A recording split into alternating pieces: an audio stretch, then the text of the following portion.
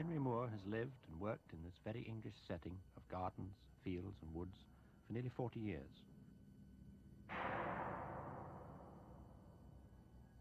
Moore was the first to open my eyes to sculpture, and perhaps I still see it through his eyes.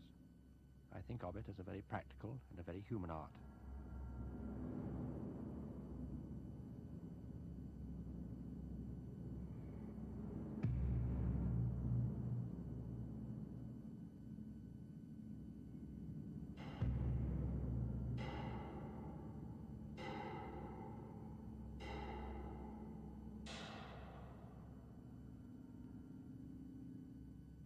Moore is one of a handful of people in Europe who gave modern sculpture a new standing. There has always been, and there always will be, a respectable body of sculptors who make monuments and statues and portraits of their sitters. But Moore was one of the very few men in the 20th century to revive a dormant form of European art and turn it into something that had all the power and freedom of expression that modern painting had already discovered. The man who shaped the hard substances of stone and bronze and wood and made them into majestic and monumental interpretations of the human figure is now the most famous living sculptor in the Western world.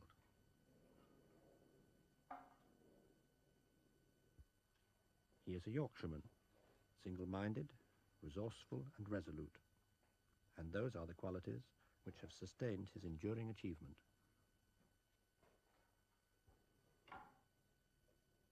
When Moore began his studies at the Leeds School of Art, he was the only student of sculpture there. At his first exhibition, it was mostly his drawings that sold at £1 each, and for 20 years he earned his living by teaching. A sculptor's life in England has never been an easy one. The first dealer to promote his work outside England was a German, Kurt Valentin, and it was in Italy, at the Venice Biennale in 1948, that Moore won the prize for sculpture that established his worldwide reputation. Even now, Moore sells 3/4 of his work abroad, mostly in America.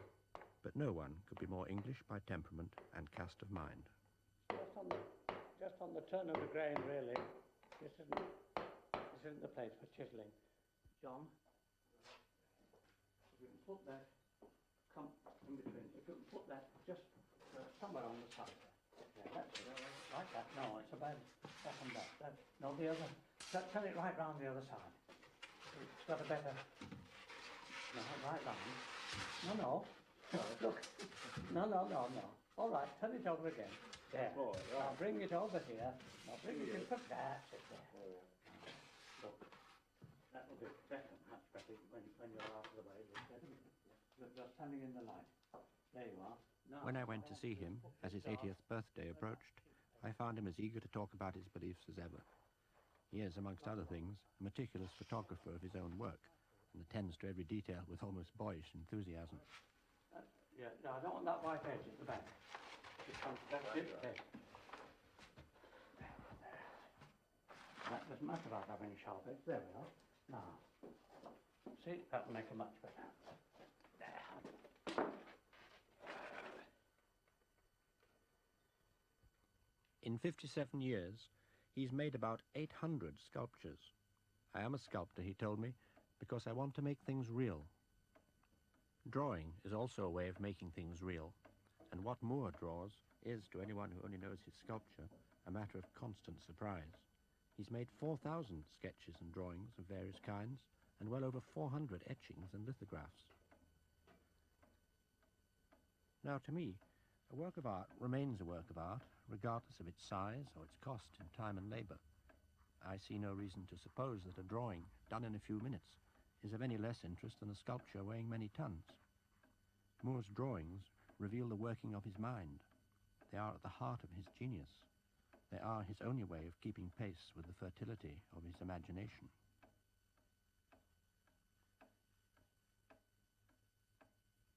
Not long ago, I saw an etching by Moore, which seemed to me to be something entirely new in his work. I was astonished to discover the inspiration for it in a sketchbook dated 1926. There he jotted down something that he'd seen at a circus during a holiday in France more than half a century ago. He's like an elephant that never forgets. He can draw inspiration either from immediate experience or from impressions recorded years ago. For example, in 1925, he saw a photograph of an Etruscan sculpture of the 3rd century BC. He based this drawing on it. This willingness to learn came from his upbringing as the 7th of 8 children in a Yorkshire mining family. Education and self-improvement were taken as a matter of course. 2 sisters and 1 brother became teachers. This was the most straightforward way to win a scholarship from the elementary school, go to the grammar school, take the Cambridge senior exam, as it was then called, and get into university or training college and become a teacher. This was a straightforward way for working class mining town sons to get out of the rut of coal mining. And I think that was the most miserable time of my life, of having to teach, because the children, I mean, I was too young to know when they were going to make fun of one and pull one's leg and do their little stunts. And it was a mixed school that I taught in. The girls were infinitely worse than the boys. They knew just how to make a boy of 17 embarrassed in all sorts of ways. And they'd weep and cry and so on. At first sight, Moore's desk, in the corner of his graphics studio, seems to be a litter of unconnected odds and ends. In fact, everything there gives a clue to his tastes and his interests. Some freshly modelled figures caught my eye. Surely I'd seen them somewhere before.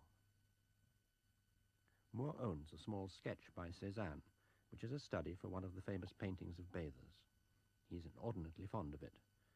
Not everyone shares Moore's enthusiasm for Cézanne's bulky and stylized figures, but Moore sees them in a way a sculptor looks at things.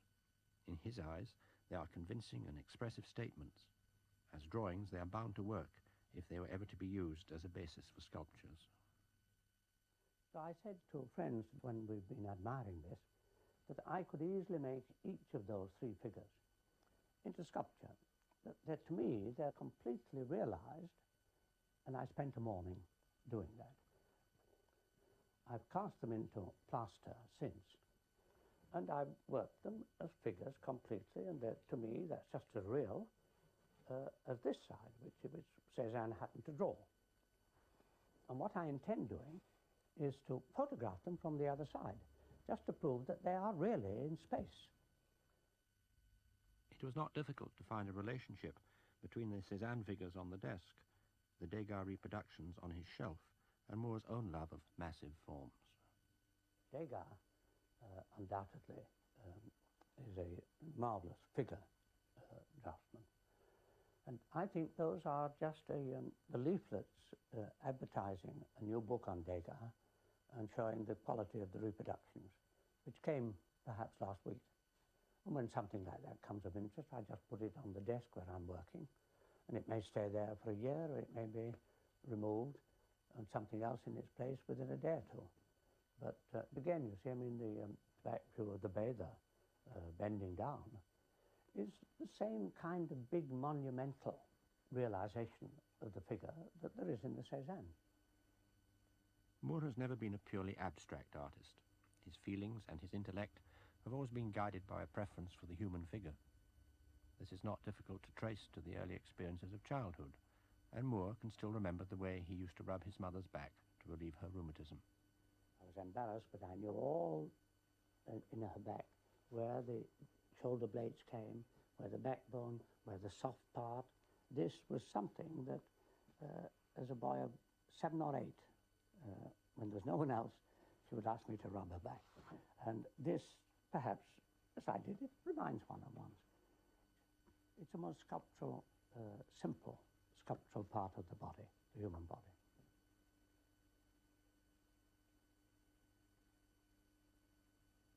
Backs are things that I love and come easily. It may be from that rubbing of my mother's back as a boy.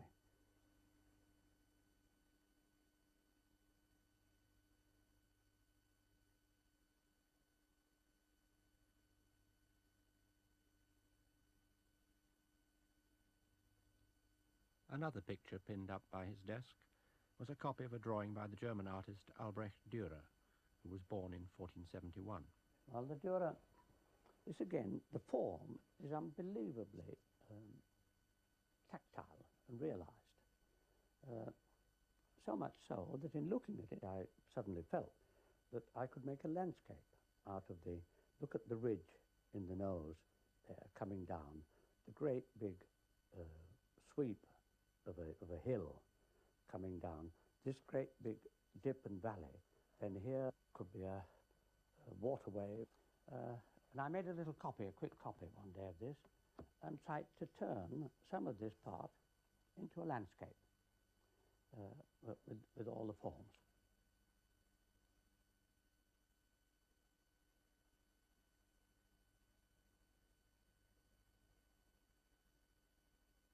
And this is Sura's mother knitting or doing embroidery.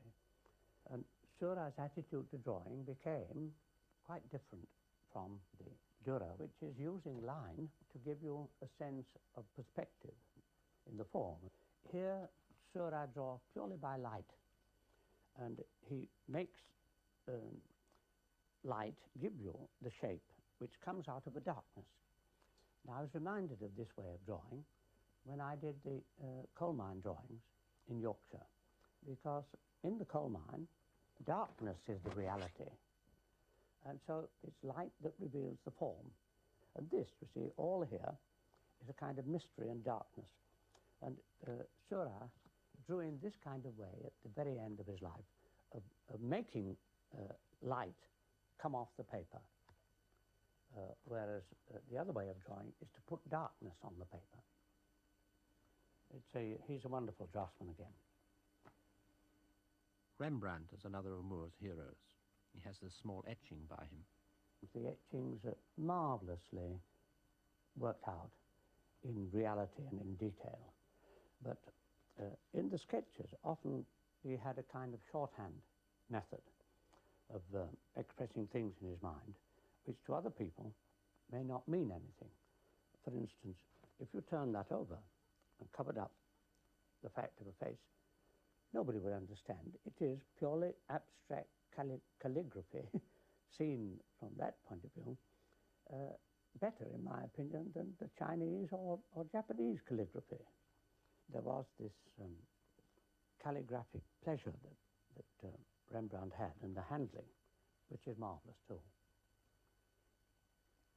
4 or 5 years ago, after looking and admiring a book of Rembrandt's drawings, I wanted to try out myself whether I understood this kind of calligraphy interpretation. And in a sketchbook I began, and this perhaps is a little bit an imitation of the calligraphy here. But I did other pages. Now this began like that. Here is what seems to be. But later I turned it to see whether I could do what Rembrandt does here. By identifying parts of your drawing, the others can have a meaning. And I turned what had been calligraphy like that into that scene. And I went on with the sketchbook. This began in the same way, like that. And then with Rembrandt in my mind, I turned it into this complete drawing, which is very much Rembrandt, or at least influenced. Here again, a more of the same calligraphic. And I turned, this began it too. You can see the strong marks, and one turned it into this picture of a man fishing. Here, this began in that part, and again, one by covering up. It was but I added the form into it afterwards, and so it went on. There was another, these were purely without the head, and all these are influenced by the Rembrandt technique. There's another start, which wasn't carried on with. This one was, it began in here, and became another scene. this began with just, I think, that line there. And then one added all this other and made it. Because it's only following what Leonardo said, that an artist should be able to find in the lichen marks on a wall a wonderful landscape. But of course, I mean, Leonardo would have found a much better landscape than a third-rate artist would have found. Here's the drawing we were talking about earlier of the Dürer. And if I began, I mean, I could be drawing this or drawing it from life, and I could think there with the nose, I'm going across the, a section across there, if that was sliced and I were looking at it, then I'm going to come down it, and I could go this way and round that, then I could come across, that is, I could go down here, round, over, over, down, over, but you can't go diagonally, otherwise there's no logic. I mean, you must interpret the drawing as being section lines horizontally through it or vertically through it. I'll show it, I mean. Here, I'm beginning there, on the nose there, and I'm going over it there, down it here, along it along here, down there. Now then, I'm going to change my direction and go upwards and around the section. I'm now going to go round the eye. I'm going across, over the little bit of eyelid, over, up, across there, over the top, down the, what's it, come across this, round into this, go over the section into the jaw, down across, cross down here, round and down, cross with this, so on, and I'm drawing section lines in my mind without the, I'm coming back to this so that it makes it more obvious, so on. Here I'm going down the nose, down here. Here I'm going down the nose, down it, up over it, into it, round there, down, across, into it, down to the lip. But I've got down here with the other down across, and over here, down the lip, into it, across it, down, over the little chin.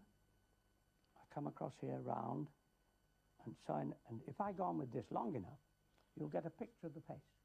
But it would take, what, 10 minutes to finish the,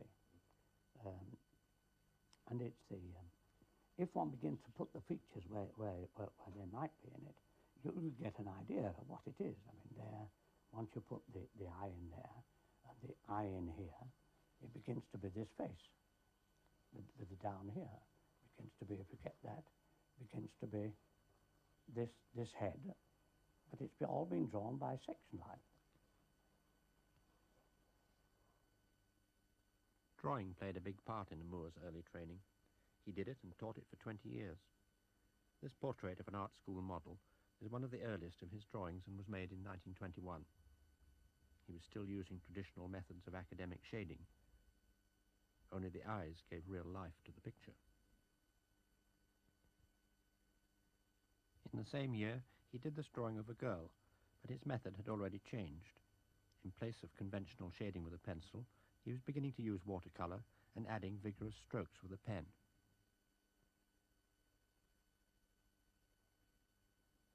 By the following year, he was beginning to describe the human figure with lines that followed the contours of the model across the torso and along the limbs.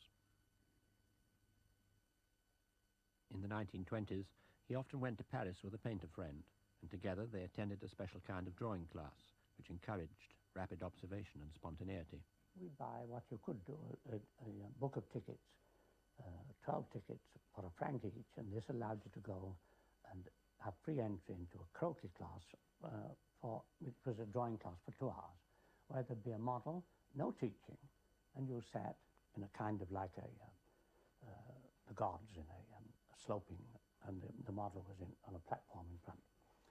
And often with those, the session would begin with an hour's pose, when the model would pose for an hour, then it would be a half hour, and the last half hour of it would be divided up into probably 5-minute one, or 2 5-minute ones, then 2 3-minute ones, and then 10 1-minute ones, making up the hour. By the end of the session of that, I could sometimes put my pencil down and wait for it to change for the next one. I'd done all. I'd finished it. That's of no use to you, really, except just a kind of facility with a... but this is one of them, and I'm sure that's one of the 1 minute ones. By 1928, Moore had given up academic methods altogether. He was now the master of a personal style, which he could use in any way he liked, to give his drawings those powerful and monumental qualities he felt to be in the nature of the human figure. His subjects were shaped by the structures and tensions within their forms. They were like mountains. Mediums, whatever you use, you do anything, your thumb, anything to arrive at, so that you could interpret that afterwards. Probably I used colour on this, I've forgotten it. You must be able to guess the right proportions, otherwise you won't. I mean, your eye has to be a correct eye. You must know whether a thing is too black or too light, but it isn't the black and the lightness. And it isn't the... You've got to think of it as form. You've got to use perspective, which a thing that comes nearer to you is bigger than a thing that's further away. And often with students drawing a figure like me drawing you, they'll make, instead of making your foot and knee bigger in proportion, it will be the same kind of length to it that it would be if you were standing up and all in the same plane. All those kind of things are things that one learns only by a lot of thinking. I mean, again, people think that artists are people that work for pleasure, by instinct, and without ever using their minds. There's a big and intellectual effort in learning to draw properly, which Leonardo showed it and Michelangelo showed it. Those had great intellects. It isn't a God-given gift to everybody that they can just draw.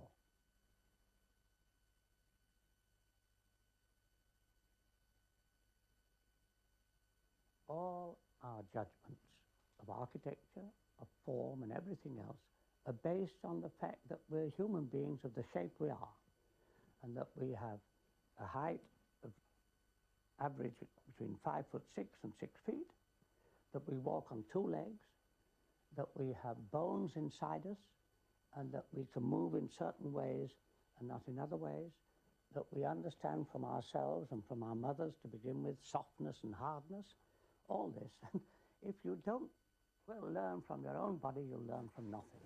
And that's for me, that the human body is the basis of all sense of form that all of us have. We learn how far a thing is away from us as a child by trying to touch the toy in the pram. We learn what is upright and so on because we ourselves. If we were like horses and could go to sleep on all fours, all our architecture, all our art would be different. Of course it would. In the years between the 2 world wars, Moore's drawings were a means of giving shape to the ideas that he wanted to consider for sculpture. He eventually developed a rapid way of placing his ideas in a spatial and atmospheric setting by painting washes of colour over figures drawn with water-resistant wax crayons. The wax resistance came from using my niece's Woolworth wax crayons for doing some drawings, and using watercolour as well, and finding that the watercolour didn't stay on where the wax was, but only on the background. It immediately made a background possible which had a space sense, a spatial sense, and wasn't the flat paper.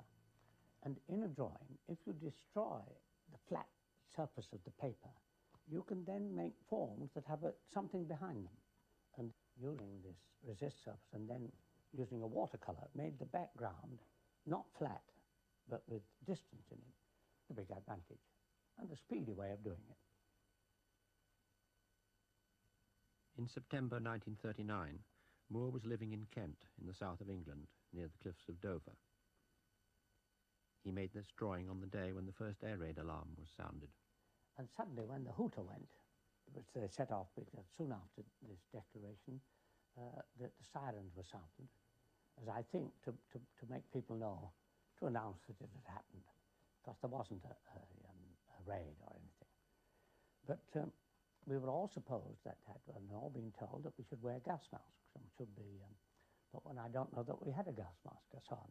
So I imagined all the people that were in the sea and bathing with gas masks. And this was a drawing I did that evening when I got cliffs behind and the people. And I invented different kind of masks, which is, that's all, it's amusing.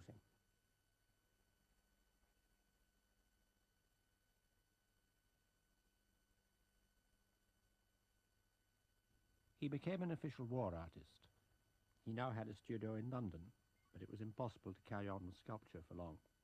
For the first time in his life, drawing became a necessity. There was nothing else to do. In the First War, he'd served as a soldier, too young to make any artistic comment on his experience. Now he saw the civilian side of modern war, and this was something entirely new. He began to draw the extraordinary scenes that he found at night as the people slept and sheltered in the deep tunnels of the London Underground Railway. If there was something that attracted or I thought was interesting, I'd have to make a surreptitious note in a little notebook I had. In the first cases, it was just on an envelope. And then next day, when the scene was fresh in one's mind, I had a notebook, which is this, and I began drawing the ideas, and this is one of the first of them, seeing the people in an extension which hadn't been filled in, the people all in crowds. People were all lying down, and one of my favourite subjects is a reclining figure. The whole thing was made for a Henry Moore reclining figures. Anyhow, I got very excited, very interested, and occasionally one would have to make just notes for here. Instances, figures lying against platform with great bales of paper. That's not in this one, but things that I'd seen, and I made a note. This one is the extension to Liverpool Street station, which had not had lines, the railway lines put in for the tube trains, and people were just lying on each side, and the kind of tunnel-like atmosphere, and this is the first of the so-called tube shelter perspectives. That's another one, a different, slightly different version. And the perspective in each of them is a little different. I mean, that is a lower one. This is looking down more on it. And these sometimes became the basis of the bigger drawing which I made for the official war artists.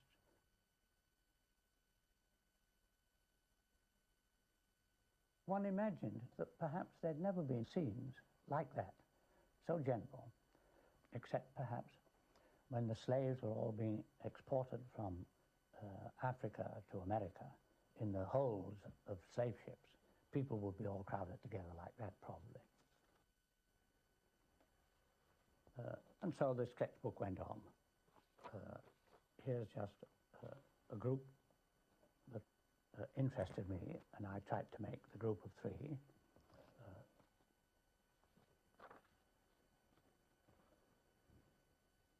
Sometimes, like in this, I was trying to make two people there seem as though they were sculpture or in a tomb, because down below it did feel sometimes like a tomb. So occasionally my sculptural interests come into it, and I may distort figures or change them for sculpture purposes. But ordinarily it was me trying to record the experiences that one had, because it was intensely human. There was even humour and so on occasionally. It was a very...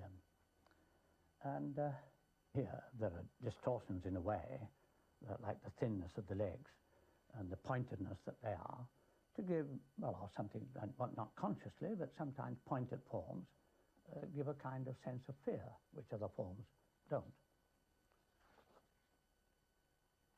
Then came a period when the authorities realized that they had to organize the underground. And this is the time when they began putting in bunks for people and their children to sleep in, and to house more people on the platforms. Gave more room than people just lying at right angles to the train. I'd been doing shelter drawings for a year or so now. I'd seen and I'd experienced a great deal, and the organization began to be so controlled that more individual things in the shelter, not the whole scene, but of people, began to interest one. And here are sleeping figures, more individualized. Here.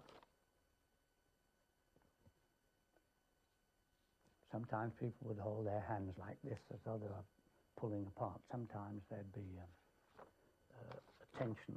Sometimes there'd be a rest sense, as in here, with the lower figure.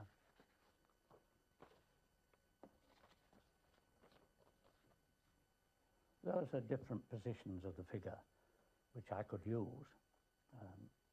and which made me, because these attitudes of people sleeping, in sleep there sometimes comes a kind of abandoned angularity in how people put their hands over their heads. What in a kind of restless sleep they'll twist and turn, and this is sometimes what one's trying to, in this one, trying to get that disturbed sleep. This was probably just making a quick idea of the kind of rhythm that blankets or that sheets over people might make. I began later, after the war, to use drapery in my sculpture, which I'd never done before, or which I'd avoided doing. But then I found how drapery could give you a mysterious double guess at what the body was like underneath it.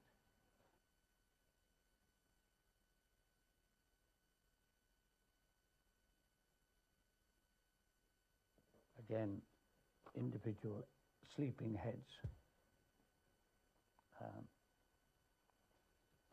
And sometimes with their mouths open, as with this one. What I was trying to show was my reaction to this dramatic suspense. And this was like the early Greek drama. It's the situation that you get of a tension between people and something about an impending disaster, impending doom. There's a drama in silence more than in shouting. It reminded me sometimes, of the feeling I'd had as a student on the travelling scholarship in Italy when I discovered Masaccio. Because the Masaccio tribute money, one of the greatest and most dramatic pictures in the world, nothing is happening except the middle two figures, one handing the money as tribute. And it's not action that gives drama. It's a tension. It's getting some sense of things could happen.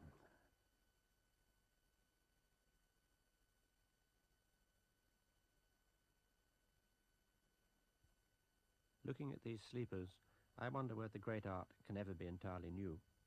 Moore's images link back directly to a masterpiece from the Renaissance, a religious painting by Mantegna, The Agony in the Garden.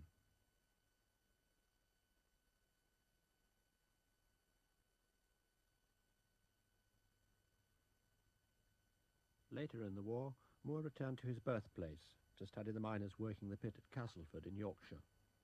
To begin with, it seemed to me just like worse than Dante's hell to go down and be. And when eventually, after about 4 hours of seeing everything, and crawled into the coalface, I thought this is really the most terrible kind of environment and situation. But at the end of the fortnight, I could take it just as easily as anybody else. For me, there were two problems. One, that they were all male figures, and I prefer female figures. I like women more than men. And also, too, in my sculpture, I don't like making figures jump off their pedestal. I don't like action. And here was physical action going on. But after a time, I got a bit used to it. And it posed a problem, too, in drawing. But I'm glad about it now, because you didn't see anything 3 yards away from you. The miner's lamp will penetrate only about 2 or 3 yards into the darkness, pitch darkness. And with the coal machines cutting machines going, the air is full of dust. So there's a kind of mysterious glare, and that you see a figure coming towards you, first by the little headlamp. Afterwards you begin to see that it is a person, and you can recognize the face and the nose. And the eyes of the miners are all the only part that's white. They glare nearly as much as because the miner, with the wetness of tears, keeps his eyes clear, as in these. Now this is also something, it shows what? I mean, Surah came into my mind, but also came into my mind Masaccio. And there, the eyes in the Masaccio painting to the tribute money, the whites of the eyes are always whiter in tone value than any other part of the picture. And this was so in the coal mines, with the miners. But it also led me to look again at Surah drawings and led to my love of Surah.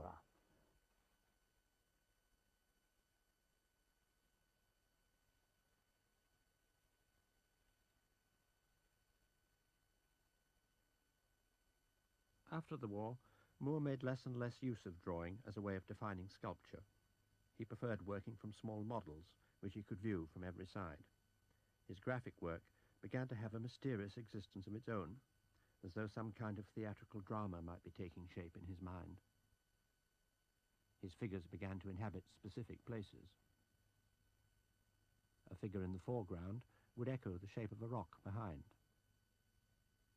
Sometimes groups of figures, one could hardly call them recognizable individuals, gathered like guardians or judges in front of what appear to be temples or prehistoric monuments. Sometimes they stand motionless and apart, yet alert, within walls suggesting the chambers of a tomb. Later, and by complete contrast, a few seemingly random strokes with a pen or brush were enough to form dramatic images of storms, of shipwrecks, or other poetic and wholly imaginary scenes.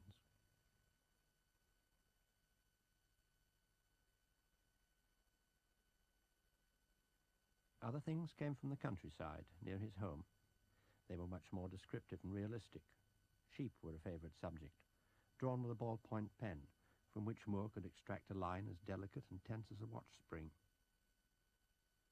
And he could weave this line into amazing patterns.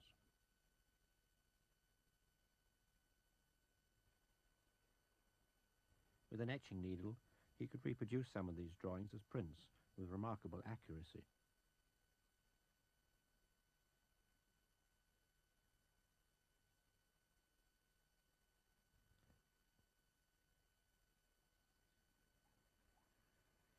Between two of the fields, where he sometimes shows his sculptures, there's a hedgerow, which must be several hundreds of years old. Farmers have cut it back to the stumps for generations, yet the trees survive in obstinate and tenacious forms. Moore has drawn a number of these, using ink on blotting paper. Lately I've been drawing trees because the trunks of trees are remarkably like human figures. And here are some of the trees, I think, that we looked at, John, between the two fields. And these struggling trees that have been chopped down and then regrown. And they're like, look at that, it's like and it's drawn from nature. It's like a figure on a crucifix upside down, as though falling. And for me, tree trunks are human almost.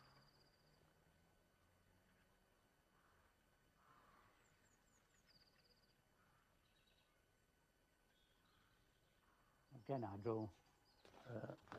do a close-up. This to me is like a knuckle or a knee or a breast, but there is the solidity and the body, the meat in it. And here we're just drawing the trunk and the kind of mother and child, or the big and the small, the big trunk and then the ivy growing up it. I think if I were an educationalist, I'd suggest that drawing should be made much more necessary or regular in schools, not because you're trying to make a nation of painters or sculptors or artists, but only because you teach grammar and literature, not because you're trying to make another lot of Shakespeare's, but to make them understand and use language. Well, in the same way, I think drawing is a tremendous eye-opener to people, and it would make their lives much richer. I think that if I'm looking this sketchbook, I think I had in Italy, and that's after going to one of the museums. I think it's some hands in an old master. And that may have led me on, after seeing those hands, of doing my own hands, which, again, is to understand. Hands I've always been fascinated by. For example, you see these, that begins it. I mean, those are my own hands held like that. That's it, that goes in there. And I can hold them like that, and I can draw this hand here, then I put this one back. It's it makes you look, drawing from nature makes you look much more intensely at whatever you're drawing, more than if you just look and think you understand it. You have to really give a terrific intensity of observation. This is the last year or two. When I began and the note must refer to that, of figures in landscape. That is, female figures, because it's the two things together that I love, which is landscape and the female figure. And here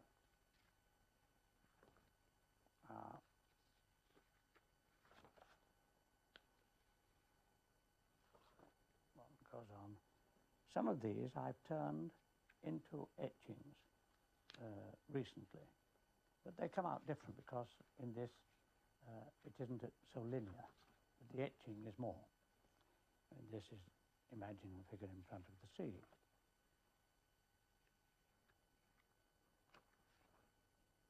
In recent years, encouraged by publishers, printers and craftsmen, Moore has become increasingly interested in various methods of printmaking.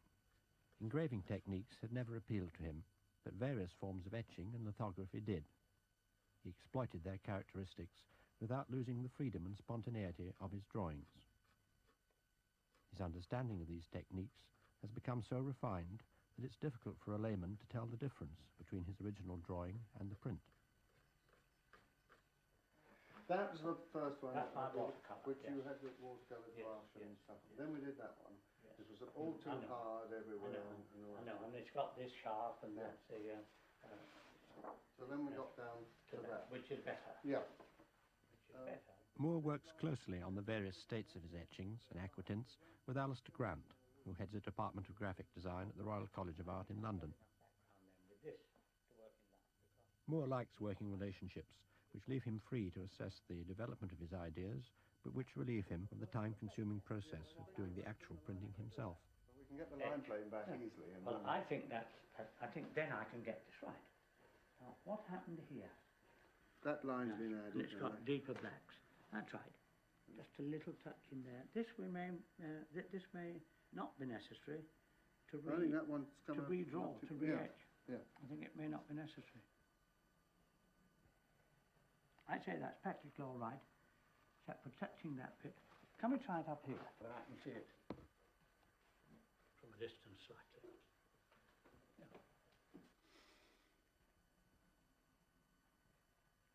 Now why I began to like etching and lithography is that you can make changes without losing the original. This is the advantage now that with a drawing, if you change the drawing and put extra colour onto it or make it blacker, you can't go back to what you were before. Whereas with lithography, you can have 3 or 4 plates because you get the colour by printing one plate on top of another.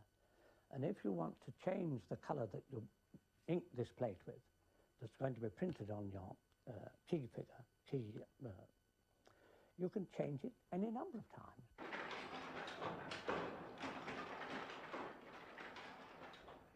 Modern lithography is an ideal way of putting images and colours one upon the other. Some of Moore's lithographs may be printed from 8 or more separate plates. Their images are superimposed in a carefully calculated order on the paper in a series of printings. All kinds of different effects can be tried out on trial proofs before the artist chooses the version which most exactly expresses his intentions.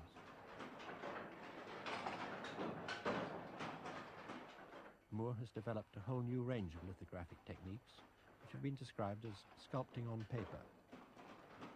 In doing this, he's often been guided by the expertise of Stanley Jones, the artistic director of Kirwan Prints in London. This is the original drawing that Moore has put on transfer paper.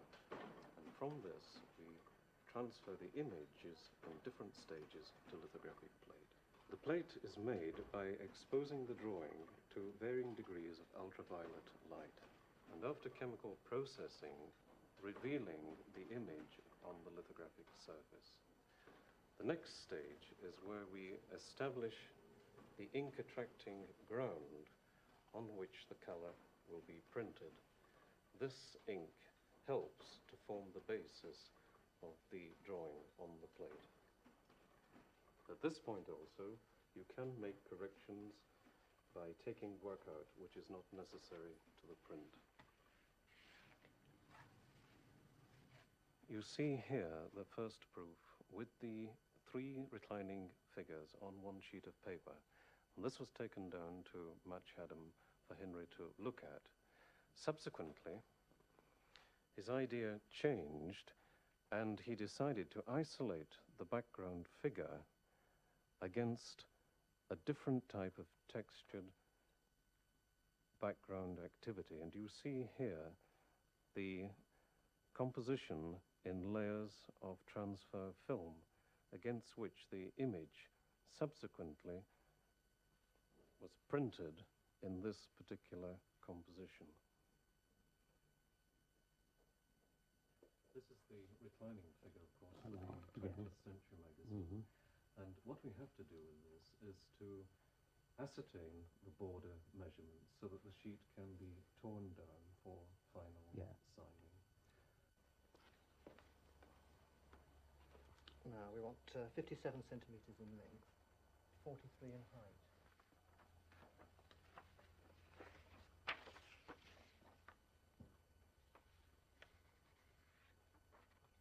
There.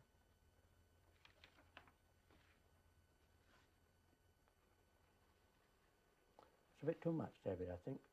I think there's a bit too much on the bottom. Probably come up a little bit. But there, I think that's nicer. If that's the right measurement. Just want to go I've up. got to lose half a centimetre. From where? Well, from either. Well, it doesn't matter. I think that's, Just a fraction, that's it. That's 43. that's it. I think that proportion's perfectly all right. And when it's signed with the lettering underneath it, it'll be We have 8 and a half. perfect. 8 and a Yeah. half. Could you pass me the other one? This one? If you can put good for margins on it. Yes, as well.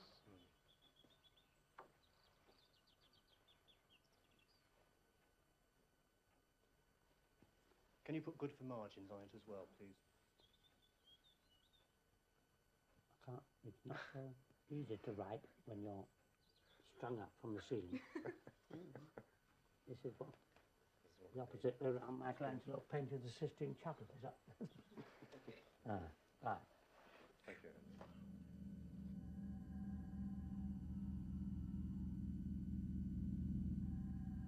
So in recent years, Moore has used graphic techniques as a way of keeping pace with the stream of ideas that appear in his sketchbooks and drawings. The themes that sustain his sculpture are reinterpreted on paper and given a new life of their own.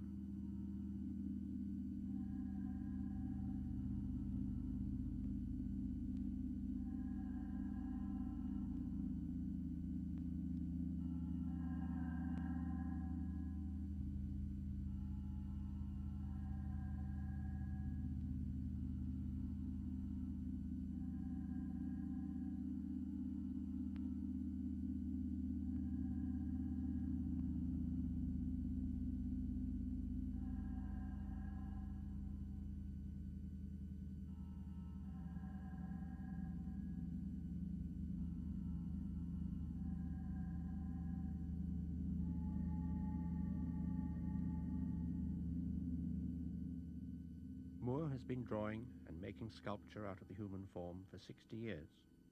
The shape and feel of our own physical existence is for him a subject without end. You see, I came at a time when for whole generations, for 300 to 400 years, art had been based completely on the Renaissance and on Greek. Now, just before me, artists such as Picasso and Derain and Modigliani and Epstein and so on were discovering that there was a lot of art in the world, sculpture in the world, which was not classical and not Greek and Renaissance. And the whole of the world was open to me when I came to London, and there was the British Museum with sculpture from 30,000 BC, the Paleolithic period, right through to Negro and Mexican and the whole of the primitive, so-called primitive periods. This gave a whole new possibilities to sculpture. We all have to learn from the past, and I hope I go on learning still.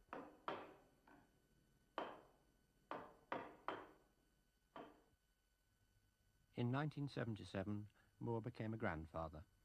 His daughter Mary had a son, and these are some of Moore's drawings of him. All of us, we live on what you learn from the past and what you give and what you find by observation of life and reality in front of you. And you can't do one without the other, in my opinion.